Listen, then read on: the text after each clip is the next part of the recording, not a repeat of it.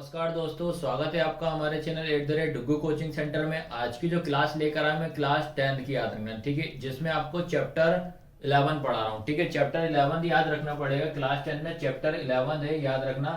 जो आपकी अगर आपके पास नई वाली बुक है बेटा, तो नई वाली बुक है तो उसमें आपको चैप्टर 11 पढ़ना पड़ेगा। अगर आपके पास पुरानी वाली बुक है तो आपको कौन सा चैप्टर पढ़ना पड़ेगा? चैप्टर 12 पढ़ना पड़ेगा। ठीक है, चैप्टर का नाम क्या है? एरिया रिलेटेड टू सर्कल, वृत्तों से संबंधित क्षेत्रफल। ठीक है, जो आज की जो क्लास लेकर आया हूं इसका बेटा मैं पूरा इंट्रोडक्शन वाली क्लास लेकर आया हूं। ठीक है, तो आप तो लास्ट तक इस वीडियो को बने रखना और लास्ट तक इस जरूर देखना वीडियो को। याद रख, पूरी क्लास अटेंड कर लोगे ना, उसका चैप्टर बहुत अच्छा समझ में आएगा। याद रखना, ठीक है। तभी अपन 12.1 या 11.1 एक्सरसाइज अपन करेंगे। ये चीज याद रखना, कुछ बेसिक चीजें मैं आपको बता दे रहा हूँ। सबसे पहला पॉइंट याद रखना, क्या लिखा हुआ आपका कि वृत्त में कभी भी आयतन नहीं होता। ठीक है, अब आपको याद रखना पड़ेगा वृत्त मतलब क्या होता है। वृत्त मतलब आपका क्या होता है? सर्कल। याद रखना, वृत्त मतलब क्या होता है? सर्कल। और इसमें याद रखना, मतलब जो सर्कल जो होता है इसमें कभी भी वॉल्यूम नहीं होता, ये आपको ध्यान रखना। ठीक है, क्या याद रहेगा आपका कि जो आपका वृत्त जो होता है, मतलब जो सर्कल होता है, इसमें कभी भी वॉल्यूम नहीं होता, मतलब आयतन आपका नहीं होता। याद रखना, आयतन का मतलब क्या होता है कि जो स्थान घेरता है। याद रखना, जो स्थान घेरता है वो आयतन कहलाता है। तो याद रखना कि जो सर्कल रहता है अपना स्थान घेरता ही नहीं है। ठीक है, तो याद रखना, इसलिए याद रखना पहला पॉइंट क्या बताया, वृत्त में कभी भी आयतन नहीं होता। जो आपका सर्कल होता है उसमें कभी वॉल्यूम नहीं होता, ये चीज आपको ध्यान रखना पड़ेगा। ठीक है, सेकंड याद रखना, सेकंड पॉइंट क्या बताया, वृत्त में केवल क्षेत्रफल होता है। ठीक है, अब जो वृत्त मतलब सर्कल, क्षेत्रफल का मतलब क्या होता है आपका? याद रखना, क्षेत्रफल मतलब क्या होता है? एरिया। ठीक है, क्षेत्रफल मतलब क्या होता है? ठीक है, अब इसमें ये बोल दिया है कि जो क्षेत्रफल मतलब आपने बता दिया कि क्या होता है? एरिया। मतलब आपको याद रखना, जो सर्कल होता है उसमें ओनली एरिया होता है। ठीक है, तो आपको याद रखना है एरिया, क्षेत्रफल का मतलब क्या होता है कि ऐसा जो बंद, मतलब जो वक्र जो होना चाहिए उसका पार्ट जो है पूरे ऊपर साइड से क्लोज होना चाहिए। जो भी वस्तु या कोई भी स्थान, जो भी चीज रहेगी, अगर उसका पूरा का पूरा क्लोज होगा, उसी का अपन को एरिया निकाला जाता है। ठीक है, याद रखना। ठीक है, ये आया समझ में कि नहीं आया? उसके बाद आपको कुछ बेसिक पॉइंट आपको ये बता दे रहा हूं। सबसे पहले याद रखना, ये आपका क्या होता है? सर्कल। ठीक है, ये बना दिया मैंने सर्कल। ठीक है, उसके बाद याद रखना, ये अपना क्या होता है? सेंटर पॉइंट, मतलब इसको केंद्र बोला जाता है। उसके बाद याद रखना, ये बनाया मैंने सर्कल। ठीक है, अब उसने बोलता है कि आपको पता होना चाहिए रेडियस क्या होती है। ये अपनी क्या होती है? रेडियस, मतलब आर होता है।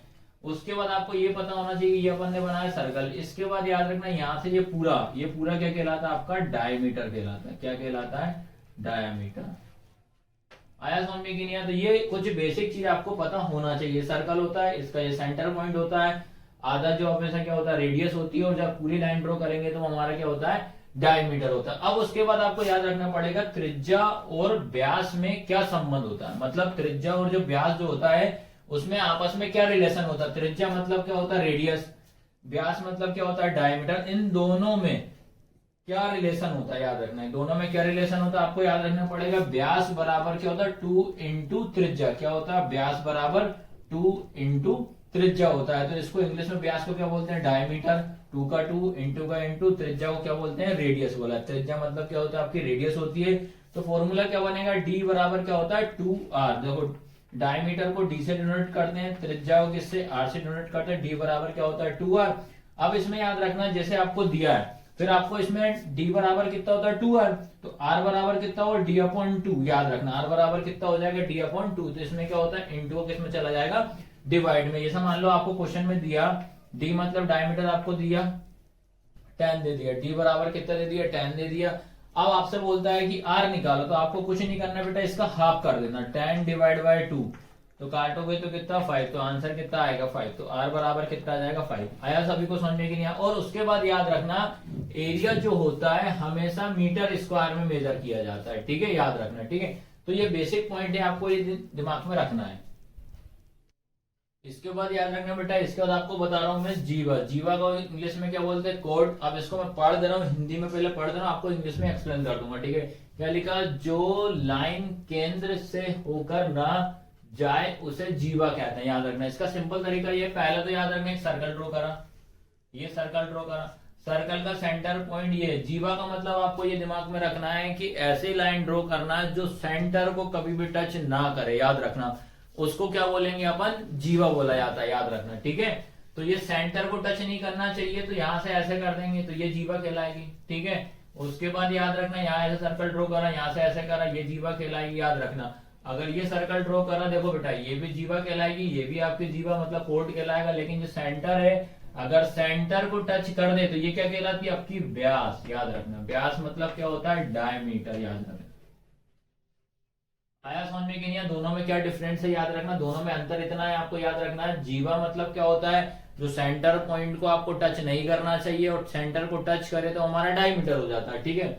आया सभी को समझ में कि नहीं? अब याद रखना कुछ बेसिक फॉर्मूला है। पहला फॉर्मूला याद रखना पड़ेगा आपको, क्या लिखा, वृत्त का क्षेत्रफल। क्या लिखा है, वृत्त का क्षेत्रफल मतलब क्या होता है, एरिया ऑफ अ सर्कल। क्या बोला मैंने, area of a circle. Area को हमेशा किससे दर्शाते हैं, किससे डिनोटेट करते हैं, ए से दर्शाते हैं, याद रखना। इसका फॉर्मूला क्या होता है, pi r square, pi r square, याद रखना। एरिया में से क्या बताया मैंने, स्क्वायर में होता है, तो क्या हो जाएगा, पाई आर स्क्वायर हो जाएगा। आया सभी को समझ में कि नहीं? उसके बाद याद रखना वृत्त की परिधि, ठीक है। परिधि का मतलब याद रखना आपका ये होता है बाउंड्री। परिधि मतलब क्या होता है, बाउंड्री होता है। तो सरकमफेरेंस ऑफ अ सर्कल, जो आपका सर्कल जो अपन बनाते हैं, तो सर्कल के जो चारों साइड जो घिरा रहता है, इसको अपन क्या बोलते हैं, सरकमफेरेंस बोलते हैं, ठीक है। तो इसका फॉर्मूला क्या होता है, सी, याद रखना। सरकमफेरेंस ऑफ सर्कल क्या होता है, इसको दर्शाते हैं सी से, याद रखना। किससे दर्शा, सी से। सी बराबर क्या होता है, 2 पाई आर होता है। क्या होता है, सी बराबर 2 पाई आर। आया सभी को समझ में कि नहीं? अब याद रखना, अब उन्होंने बोल दिया वृत्त का क्षेत्रफल था, मतलब अर्धवृत्त का क्षेत्रफल पूछा, ठीक है। क्या पूछा, अर्धवृत्त का क्षेत्रफल, मतलब इसको क्या बोलते हैं, area of semi circle. Semi circle मतलब होता है अर्ध। अर्ध हमेशा याद रखना, हाफ अगर आ जाए, सेमी सर्कल आ जाता है, तो इसका मतलब होता है उसको अपन को 2 से डिवाइड करना, याद रखना। पहले 2 से क्या करेंगे, डिवाइड। तो आपको देखो ये पाई आर स्क्वायर है, तो इसके अपन में कितना कर दिया, 2, तो आपका फॉर्मूला क्या हो जाएगा, पाई आर स्क्वायर अपॉन 2, याद रखना, ठीक है। सेमी सर्कल का अगर बोलेगा, एरिया ऑफ सेमी सर्कल अगर बोलेगा, तो क्या लिखोगे आप, पाई आर स्क्वायर अपॉन 2 हो जाएगा। आया सभी को समझ में कि नहीं? अब उसके बाद आपको याद रखना पड़ेगा वृत्त की परिधि। वृत्त की परिधि आप कर देंगे तो क्या हो जाएगा, अर्धवृत्त की परिधि। अर्धवृत्त की परिधि क्या हो जाएगा, परिधि मतलब क्या होता है, सरकमफेरेंस, ठीक है। Circumference of a semi circle, ठीक है। Circumference of a semi circle लिखा है। अब आपको याद रखना, तो ये क्या होता है फॉर्मूला, ये लिख दिया मैंने, 2 पाई आर। अब इसका भी आधा करूंगा तो डिवाइड में कितना हो जाएगा, 2। तो आपको याद रखना, ये 2 से ये 2 कैंसल, ठीक है। तो उसके बाद क्या जाएगा आपका, पाई आर। आया सभी को समझ में कि नहीं आया? तो एक बार और मैं रिवाइज करवा दे रहा हूँ। आपको याद रखना पड़ेगा वृत्त का क्षेत्रफल पाई आर स्क्वायर। क्या बोला मैंने, वृत्त का क्षेत्रफल पाई आर स्क्वायर, ठीक है। वृत्त की परिधि 2 पाई आर होती है। आया सभी को समझ में कि नहीं? फिर अर्धवृत्त का क्षेत्रफल मतलब आधा कर दो, तो इसी का डिवाइड बाय कितने कर दो, 2। तो पाई आर स्क्वायर डिवाइड बाय 2 हो जाएगा। अर्धवृत्त की परिधि क्या हो जाएगी आपकी, 2 पाई आर, ठीक है। 2 पाई आर अपॉन 2, 2 से 2 कैंसल, तो क्या आएगा बेटा, पाई आर। आया सभी को समझ में कि नहीं आया? ये इस फॉर्मूले का यूज आपको याद रखना पड़ेगा 12.1 में यूज है, याद रखना। किसमें आपको याद करना पड़ेगा, 12.1 में, ये आपको ध्यान रखना है। इसके बाद याद रखना बेटा, आपको ये बता रहा हूं, जो अपन ने क्या करा, एरिया ऑफ सर्कल और सरकमफेरेंस वाला फॉर्मूला पढ़ा था, उसमें याद रखना आपका पाई आया हुआ था, ठीक है। क्या आया था आपका, पाई। तो आपको मैं ये बता दे रहा हूँ, पाई की वैल्यू क्या होती है, 27 अपॉन 22 अपॉन क्या होती है, 7 होती है। याद रखना क्या होती है, 22 अपॉन 7 होती है। एक और पाई की वैल्यू, अगर आप 7 का डिवाइड इसमें करोगे, 7 का डिवाइड अगर आप 22 में करोगे ना बेटा, तो इसकी एक वैल्यू डेसिमल में क्या होती है, 3.14 होती है। याद रखना पड़ेगा आपको, ठीक है, क्योंकि ऑब्जेक्टिव वगैरह में आता है तो क्या होता है, 3.14 होता है। अब उसके बाद और समझ लो आप, पाई की वैल्यू याद रखना। ये इसलिए बता रहा हूँ बेटा, इस बार ऑब्जेक्टिव क्वेश्चन क्या ज्यादा आना, तो आपको बारीकी से पढ़ना पड़ेगा, ठीक है। अगला क्या बोला, पाई जो है एक अशांत राशि। अशांत को अपन बोलते हैं नॉन रिपीटिंग नंबर। याद रखना क्या होता है, नॉन रिपीटिंग नंबर होता है। और या अपरिमेय संख्या, अपरि को मतलब अपन क्या बोलते हैं, अपरिमेय संख्या होती है आपकी इरेशनल नंबर। क्या होती है, इरेशनल नंबर, ठीक है। आया सभी को समझ में कि नहीं? ये आपको पाई के बारे में याद रखना पड़ेगा। उसके बाद आपको याद रखना पड़ेगा, ये वाले क्वेश्चन आपको आईएमपी है बेटा, इसका ये मान लो कि इसका एक क्वेश्चन तो आपका इससे रिलेटेड 100% आता ही आता है, ठीक है। अब उसका अपन समझते हैं वृत्त खंड। खंड, वृत्त मतलब क्या होता है, सर्कल। खंड का मतलब होता है पार्ट्स। खंड का मतलब क्या होता है, पार्ट्स। याद रखना क्या होता है, पार्ट होता है, जिसको अपन इंग्लिश में क्या बोलते हैं, सेगमेंट बोलते हैं। क्या बोलते हैं, सेगमेंट बोलते हैं। अब आपको याद रखना पड़ेगा, इसके बाद अपन ने इसको एक वृत्त ये बना दिया, ठीक है, ये बना दिया अपन ने। अब आपको याद रखना पड़ेगा, इसके बाद अपन ने क्या करा, एक लाइन ऐसे ही बना दी, एक सर्कल बनाया। उसके बाद आपको दो चीज याद रखना पड़ेगा, लघु वृत्तखंड और दीर्घ वृत्तखंड, ठीक है। माइनर सेगमेंट और मेजर सेगमेंट याद रखना। क्या याद रखोगे, माइनर और मेजर आपको याद रखना पड़ेगा। आया सभी को समझ में कि नहीं आई है? अब उसके बाद याद रखना पड़ेगा, ये फॉर्मूला जो है इसको आपको अच्छे से रट देना भाई, एक और एक ये दो, ये दोनों फॉर्मूले को आपको अच्छे से रट देना है, क्योंकि इसके क्वेश्चन आपको आते ही आते हैं पेपर के इन दोनों से रिलेटेड। एक तो पहला क्या लिखा, त्रिज्य खंड का क्षेत्रफल, ठीक है। त्रिज्य खंड का क्षेत्रफल इसको इंग्लिश में क्या बोलते हैं, एरिया ऑफ सेक्टर। सेक्टर का मतलब होता है पार्ट, डिवाइड कर दिए, क्या क्या सेक्टर होगा इसके। उसका इसका फॉर्मूला क्या होता है, थीटा अपॉन 360 डिग्री। थीटा का मतलब होता है आपका एंगल, क्या होता है, थीटा डिग्री अपॉन कितना होता है, 360। 360 क्यों दे रहे हैं कि एक सर्कल ड्रॉ करेंगे तो ये पूरा ये कितने एंगल बनाता है, 360 डिग्री का बनाता है। ये तो आपको पता है कितने का बना, 360 डिग्री का बनाता है, ठीक है। अब बात कर रहे हैं अपन क्षेत्रफल की, तो क्षेत्रफल क्या होता है अपना पाई आर स्क्वायर। तो इसका फॉर्मूला क्या बना, theta upon 360 degree into pi r square बना, ठीक है। उसके बाद याद रखना पड़ेगा सेकंड, चाप की लंबाई। चाप की लंबाई क्या होता है, लेंथ ऑफ आर्क। क्या फॉर्मूला होता है, लेंथ ऑफ आर्क का थीटा भाई अपना एंगल होगा, theta upon 360 degree into 2 pi r. अब आपको लंबाई याद रखना पड़ेगा, क्या होती है, 2 पाई आर। तो पूरा फॉर्मूला क्या हो जाएगा, theta upon 360 degree into 2 pi r. तो ये क्वेश्चन आपका यहाँ से ये फॉर्मूले आपको ध्यान रखना है। उसके बाद याद रखना बेटा, अगला फॉर्मूला आपको याद रखना क्या है, कि आपको पढ़ना क्या है, चाल बराबर क्या होता है, दूरी बटे समय, ठीक है। चाल बराबर क्या होता है, दूरी बटे समय। याद रखना मैंने क्या करा बेटा, आपको जो एक्सरसाइज में जो फॉर्मूले यूज हो रहा है हर क्वेश्चन में, तो उसके हिसाब से मैंने आपको ये इंट्रोडक्शन वीडियो लेकर आऊँ फॉर्मूले वाले, ठीक है। तो भाई ज्यादा फॉर्मूले पढ़ने से कोई मतलब नहीं है, जो आपका यूजेबल है वही फॉर्मूले आपको मैं बता रहा हूँ, ठीक है। सबसे पहले क्या लिखा है, चाल। चाल बराबर क्या होता है, दूरी बटे समय। तो याद रखना चाल को बेटा अपन इंग्लिश में क्या बोला जाता है, स्पीड। याद रखना चाल को इंग्लिश में क्या बोलते हैं, स्पीड। और दूरी को क्या बोलते हैं अपन, डिस्टेंस। समय को क्या बोलते हैं अपन, टाइम। तो याद रखना चाल बराबर क्या हो जाएगा, दूरी बटे समय। फिर क्या हो जाएगा, स्पीड बराबर क्या हो जाएगा, डिस्टेंस अपॉन टाइम हो जाएगा, ठीक है। अब उसके बाद ये मान लो कि आपको ये पूछा है कि भाई इसमें से दूरी बताओ, मतलब डिस्टेंस बताओ। क्या बोला उसने, दूरी निकालो। तो अपन क्या करेंगे बेटा, याद रखना ये कैसा निकला, ये फॉर्मूला आपको मैं बता दे रहा हूँ। क्या लिखा अपन ने, चाल लिखा। चाल बराबर क्या हो जाएगा, दूरी बटे क्या हो जाएगा आपका समय, ठीक है। तो मुझे निकालना दूरी की वैल्यू, तो आपको याद रखना इसके नीचे कितना मान लेंगे, 1। तो भाई दूरी का इंटू 1 में करूंगा तो क्या आएगा, दूरी, ठीक है, बराबर समय का इंटू चाल में करूंगा तो क्या आएगा, चाल इंटू समय हो जाएगा। आया समझे कि नहीं आया? तो इसके बाद याद रखना, देखो ये हो गई अपनी दूरी, ये अपनी क्या चाल, ये क्या हो जाएगी समय। तो इस प्रकार से आप निकाल सकते हो, इसमें टाइम भी निकाल सकते हो। फॉर्मूला क्या होता है, रियल चाल बराबर दूरी बटे समय होता है, स्पीड बराबर डिस्टेंस अपॉन टाइम होता है, ठीक है। अब उसके बाद आपको पढ़ना पड़ेगा समकोण त्रिभुज का क्षेत्रफल, ठीक है। क्या पढ़ना पड़ेगा, समकोण त्रिभुज का क्षेत्रफल।